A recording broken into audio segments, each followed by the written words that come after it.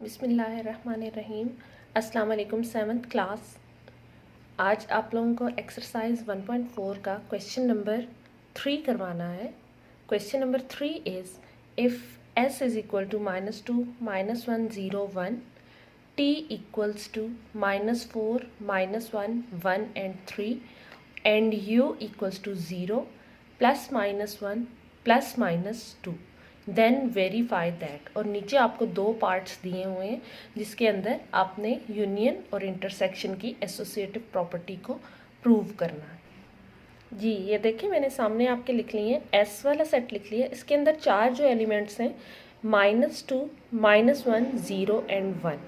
इसी तरह t के अंदर -4 -1 1 and 3 और जो u वाला सेट है +-1 एंड +-2 है। ये +-1 का मतलब क्या होता है? अगर मैं इस सेट को ओपन करके लिखूं तो u सेट यहाँ पे हमारे पास 0 -1 +1। ये +-1 का मतलब होता है कि ये ओपन करती हैं। फिर -2 +2। आप इसको अरेंज किस तरह से करके लिखते होते हैं? हम लोग माइनस वाले नंबर्स को हमेशा पहले लिखते हैं, फिर 0 आता है और फिर उसके बाद प्लस वाले नंबर, यानी दरमियान में हमारे पास आ जाएगा 0, इधर -1 -2 जो ये ऊपर मौजूद थे, ठीक है, और इधर +1 +2। तो ये जो अब मैंने आपके सामने लिखा है ये वाला सेट u सेट है, ठीक है। एक हो गया u, फिर t और फिर उसके साथ s वाला सेट है। तो इसके अंदर से मैं आपको इंटरसेक्शन वाला पार्ट करवा देती हूँ। फर्स्ट पार्ट इज जो हमने प्रूव करना है कि s intersection t intersection u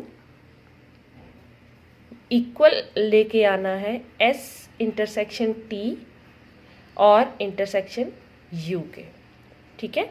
सबसे पहले हम लोग इसकी लेफ्ट हैंड साइड को कर लेते हैं। Left hand side which is s intersection t intersection u।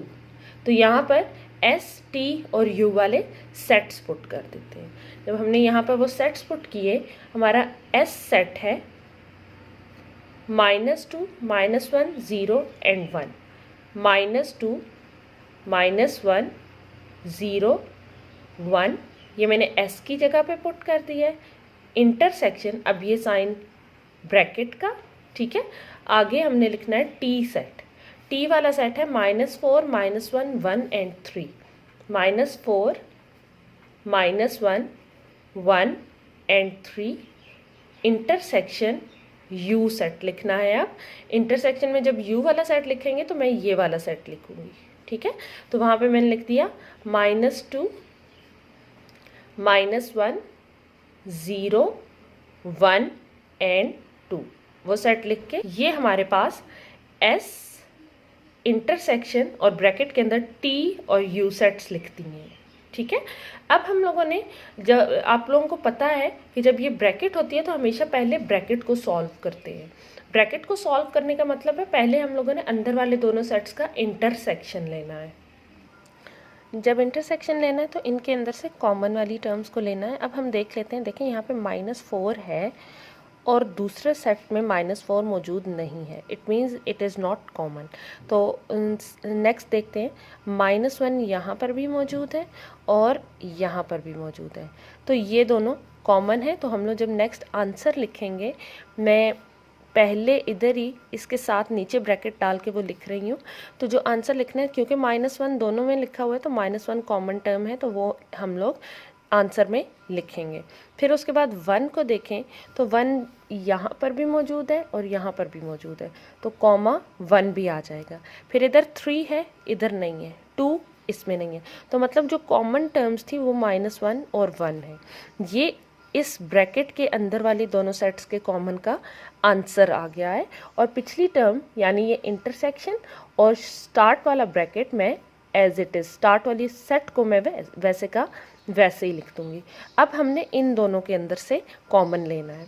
तो यहाँ पर अगेन आप देख लें कि -1 दोनों में मौजूद है और 1 भी दोनों में मौजूद है। तो यहाँ पर जो पूरा सॉल्व करके आखिर में हमारे पास -1 और 1 ही कॉमन आ रहा है।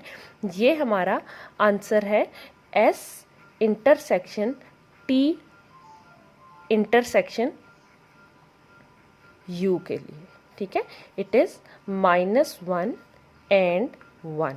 इसको मैं कह देती हूँ that it is equation number 1। ये हमारे पास लेफ्ट हैंड साइड को सॉल्व करने के बाद उसका आंसर आ रहा है।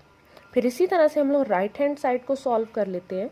राइट हैंड साइड में हमें अगेन S इंटरसेक्शन T पहले फाइंड करना है और उसके बाद उसका इंटरसेक्शन U के साथ फाइंड करना है। मैं अब यहाँ पर S T और U पुट कर देती हूँ।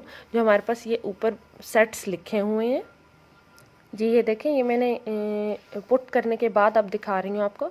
S की जगह पर जो ये S वाला सेट था वो डाल दिया है, T की जगह पर ये सेट डाल दिया है और U की जगह पर जो ये सेट ओपन करके लिखा था उसको डाल दिया है। अब इन दोनों के अंदर अगेन कॉमन जब देख रहे हैं तो ये -1 और 1 ही है जो अंदर वाले दोनों सेट्स के अंदर कॉमन है। तो हम लोग यहाँ पर जो कॉमन टर्म्स हैं वो लिख के दैट इज़ -1 एंड 1 और अपना सेट इंटरसेक्शन के बाद क्लोज कर दिया है। और आगे हमारे पास जो बच गया था वो था इंटरसेक्शन -2 -1 0 1 एंड 2। अब इन दोनों के अंदर अगेन कॉमन लेना है। तो यहाँ पर -1 है, इधर भी -1 है, तो एक -1 कॉमन आ गया और इसी तरह 1 एंड 1 कॉमन आ गया। बाकी के जो नंबर्स हैं वो दूसरे सेट में मौजूद नहीं है, इसलिए हम उनको कॉमन नहीं ले सकते। ये इन दोनों के लिए आंसर आ गया। और ये किसका आंसर था? राइट हैंड साइड, यानी S इंटरसेक्शन T फिर इंटरसेक्शन U का। इसको मैंने कह दिया इक्वेशन नंबर 2 है। ठीक है, यहाँ पे देखें, अब जब हम लोगों ने इसको पहले कॉमन लिया था, यहाँ पे ये राउंड ब्रैकेट आती है, जब हम लोगों ने T और U को इंटरसेक्शन लेके फिर S के साथ लिया था तब भी वही आंसर आया था। और अगर S इंटरसेक्शन T पहले करें और U के साथ इंटरसेक्शन बाद में करें तब भी वही आंसर आता है। तो हम लोग कह सकते हैं कि from 1 and 2 left hand side equals to right hand side आ गई है। यानी हमारे पास S इंटरसेक्शन लें T इंटरसेक्शन U या S इंटरसेक्शन T पहले करें और इंटरसेक्शन U बाद में करें, दोनों केसेस में आंसर सेम आते हैं। तो ये चीज़ हमारे पास प्रूफ हो गई। अब इसके बाद आप लोग अपनी बुक्स में पेज नंबर 11 पे आ जाएं। हम लोगों ने आज पढ़नी है identity property with respect to union. ठीक है, ये आपके सामने प्रॉपर्टी लिखी हुई है, दिस इज़ पेज नंबर 11। ठीक है, ये देखें पेज नंबर 11 है। Identity property with respect to union में ये वाली लाइन आपने मार्क कर लेनी है। In sets the empty set phi acts as identity for union. Empty set जो होता है फाई आपके पास आइडेंटिटी के तौर पे बिहेव कर रहा होता है। इसको आप ज़रा मार्क कर लीजिए और उसके बाद नेक्स्ट पेज पे हमारे पास identity property with respect to intersection है।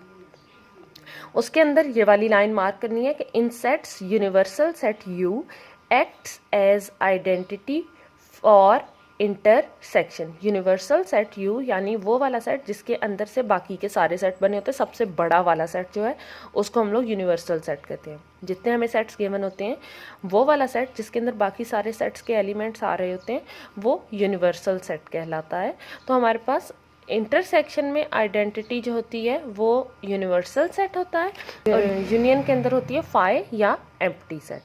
देखिए, मैं आपको ये चीज़ इस तरह से बता देती हूँ कि हमारे पास फॉर एग्जांपल एक सेट है A। ठीक है, यहाँ पर भी कोई सेट A है और इंटरसेक्शन के लिए भी कोई सेट A है। जब हमें कहा जा रहा है विद रिस्पेक्ट टू यूनियन, तो A के साथ किसी चीज़ का यूनियन लेना है, और जब कहा जा रहा है विद रिस्पेक्ट टू इंटरसेक्शन तो A के साथ किसी भी सेट का इंटरसेक्शन लेना है। अब आइडेंटिटी के अंदर होता ये है कि मतलब A के साथ कोई सेट का यूनियन लिया जाए, आंसर A ही आ जाए, और इंटरसेक्शन में भी आंसर को ए ही आना चाहिए। तो ए के साथ किस चीज़ का यूनियन लें कि आंसर ए आए। यूनियन आपको पता है कि यूनियन के अंदर दोनों सेट्स के टर्म्स को इकट्ठा करके लिख देते हैं। तो यहाँ पर हम लोगों के पास अगर कोई और सेट होगा उसकी चीज़ें भी इकट्ठी कर ली तो वो ए नहीं बनेगा, ठीक है। तो हम लोग यहाँ पर ए के साथ हमेशा यूनियन लेंगे फाई का या एम्प्टी सेट का। तो ए के साथ जब यूनियन फाई का या एम्प्टी सेट का लेंगे तो तभी आंसर हमारे पास ए आएगा। तो ये जो फाई है ये आइडेंटिटी है विद रिस्पेक्ट टू यूनियन। इसी तरह आपके पास ए के साथ किस टर्म की इंटरसेक्शन लें कि आंसर ए आए। तो मैंने आपको जो बताया यूनिवर्सल सेट जो है उसके अंदर ए के सारे एलिमेंट्स मौजूद होंगे, ठीक है। ए के सब एलिमेंट्स मौजूद होंगे तो वो वाली चीज़ जो है वो हमारे पास यूनिवर्सल सेट जो है वो इसके लिए आइडेंटिटी आ जाएगी विद रिस्पेक्ट टू इंटरसेक्शन। जी, इसके बाद देखें मैंने आपके सामने ये क्वेश्चन जो है ना, क्वेश्चन नंबर 5 है एक्सरसाइज 1.4 का। मैंने इसको पेज पर ही लिख दिया है that if U is equal to A B C up to so on Z. ये आपके पास यू सेट यानी जो सबसे बड़ा सेट गिवन है वो अल्फ़ाबेट्स का सेट गिवन है ए टू जी, और ये कैपिटल नहीं स्मॉल अल्फ़ाबेट्स है। फिर इसी के अंदर से एक सेट एस बनाया गया है which is A E I O U, vowels का सेट बना लिया, उसको सेट एस का नेम दे दिया। और फिर एक सेट टी बनाया है which is X Y Z. ये स्मॉल लेटर्स के 3 सेट्स गिवन है। और वेरीफाई जो करने वो 4 पार्ट्स गिवन है। एक है S union phi equals to S, then T intersection U equals to T, S intersection S complement equals to phi, and T union T complement equals to U. तो मैं आपके साथ पहले पार्ट 3 को discuss कर रही हूँ। Part 3 is S intersection S complement, और इसको प्रूव करना है कि इसका आंसर इक्वल्स टू फाई या एम्प्टी सेट क्या है। तो सबसे पहले आप देखें एस तो हमारे पास मौजूद है, एस कॉम्प्लीमेंट फाइंड करना है।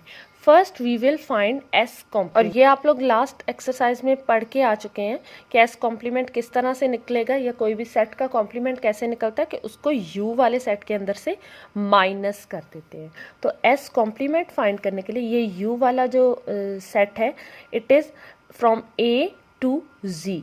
तो ए से जी तक की अल्फ़ाबेट्स के अंदर से एस के एलिमेंट्स यानी ए ई आई ओ यू को माइनस कर देना है, निकाल देना है। जी 7th क्लास मैंने ये किया है कि पूरा यू वाला सेट ओपन करके लिख दिया है और आगे माइनस एस लिख दिया। अब मैं यहाँ पर देखती जाऊँगी और यहाँ से देखते हुए ऊपर वाले जो फर्स्ट सेट है उसके अंदर से ये वाली टर्म्स कैंसिल आउट करती जाऊंगी। जैसे पहली टर्म है ए तो मुझे आंसर में ए नहीं लिखना, फिर है ई तो ई नहीं लिखना, सेम आई ओ यू इनको नहीं लिखना जिन पे मैंने वैसे ही छोटे छोटे कट्स लगा दिए। अब एस कॉम्प्लीमेंट क्या आएगा, इनके अलावा के बाकी सारी टर्म्स जो है वो एस कॉम्प्लीमेंट में आ जाएंगी which are B C D F G H J K L M N P Q R S T और अप टू सो ऑन। ये मैं लिख के फिर आपको आगे बताती हूँ। ये देखिए ये मैंने ना आंसर पहले लिख लिया। ये हमारे पास आ गया एस का कॉम्प्लीमेंट। अब हमें फाइंड क्या करना है, एस इंटरसेक्शन एस कॉम्प्लीमेंट, यानी हमें एस और एस कॉम्प्लीमेंट का इंटरसेक्शन फाइंड करना है और प्रूव करना है कि वो इक्वल्स टू फाई आ जाए। तो पहले ऐसा करते हैं एस वाला सेट लिख देते हैं और एस कॉम्प्लीमेंट भी लिख देते हैं और फिर आगे देखते हैं कि उनका इंटरसेक्शन क्या आता है। जी ये मैंने दोनों सेट्स लिख दिए हैं सामने आमने, यहाँ पे पूरा नहीं आ रहा था तो मैंने 2 टर्म्स उसकी नीचे लिख दी हैं। इन दोनों का लेना है इंटरसेक्शन। तो सिंपली हम लोग क्या करेंगे, यहाँ पे ये ए देख लेते हैं तो दूसरे में देखें कि ए मौजूद नहीं है, ठीक है, तो ए कॉमन नहीं आ रहा। अगेन ई को चेक कर लेते हैं तो ई भी यहाँ पर डी ई नहीं है, ठीक है। फिर आई को देखें तो आई भी यहाँ पे नहीं है, जी एच के बाद डायरेक्ट जे के एल आ रहा है, ओ भी नहीं है और यू भी नहीं है, यानी इन दोनों के अंदर कोई भी चीज़ कॉमन नहीं है। तो आंसर हमारा आएगा एम्प्टी सेट। ये हमने एस और एस कॉम्प्लीमेंट का जब ये एम्प्टी सेट आ गया इट मीन्स कि जो हम लोगों ने फर्स्ट थिंग प्रूव करना थी वो वाली चीज़ हमारे पास प्रूव हो गई है। जी 7th क्लास, अब जिस तरह से हम लोगों ने ये वाला क्वेश्चन किया ना बिल्कुल इसी तरह से आपने इसके बाकी के पार्ट्स को भी ट्राई करना है। मैं आपको होमवर्क दे देती हूँ और